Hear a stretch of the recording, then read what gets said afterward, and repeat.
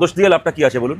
মমতা বন্দ্যোপাধ্যায় ক্ষমতায় আসার পর থেকে ক্লাবকে টাকা দেওয়া থেকে শুরু করে পুজো কমিটিকে টাকা দেওয়া থেকে শুরু করে এই যে ধরনের খরচাগুলো করেছেন, কোনোদিন তার কোনো ইউটিলাইজেশন সার্টিফিকেটের প্রভিশন রেখেছেন?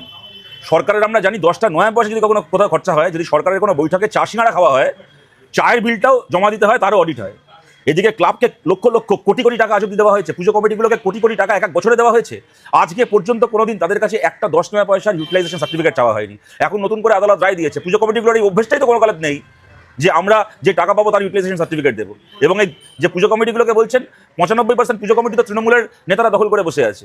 এখন তো পশ্চিমবাংলায় তখন দুর্গা ঠাকুরের পুজো হয় না, এখন অরূপ বিশ্বাসের পুজো হয়, এখন তার ওই কি ববি হাকিমের পুজো হয়, সুজিত বোসের পুজো হয়। বাংলায় তখন এখন ওই দেখবেন পুজোর হোর্ডিংগুলোকে দেখবেন, যেখানে দুর্গা ঠাকুরের থাকার কথা সেখানে মমতা ব্যানার্জির একটা ছবি থাকে, মুখ থাকে। যেখানে গণেশের থাকার কথা সেখানে পাড়ার তৃণমূলের কাউন্সিলর পয়সা খেয়ে তারও গণেশের মতো চেহারা হয়েছে, তার একটা ছবি থাকে। এই পুজোগুলো তো সমস্ত মমতা ঠাকুরের পুজো, এগুলো দুর্গা ঠাকুরের পুজো না। আর মমতার দলের লোকজন পুজো কমিটির মাথায় বসে গভর্নমেন্টের টাকাগুলোকে নিজের বাবার টাকা মনে করেছে, তাই তারা আদালতের রায়তেও তাদের প্রণাম করছে না, কোনো উত্তর দেওয়ার তারা মানে সেই রায়টাকে মানার প্রয়োজন বোধ করছে না। কিন্তু আমরা আদালতের কাছে চাই, আমরা খুব বিনয়ের সঙ্গে জানতে চাই যে প্রতিবার কি এরা এগুলোকে করে পার পেয়ে যাবে, নাকি আদালত এখানে সত্যি সত্যি দৃষ্টান্তমূলক একটা ব্যবস্থা নেবেন, যাতে আদালতের রায়কে নিয়ে ছেলে খেলা করার আগে কাউকে দুবার ভাবতে হয়।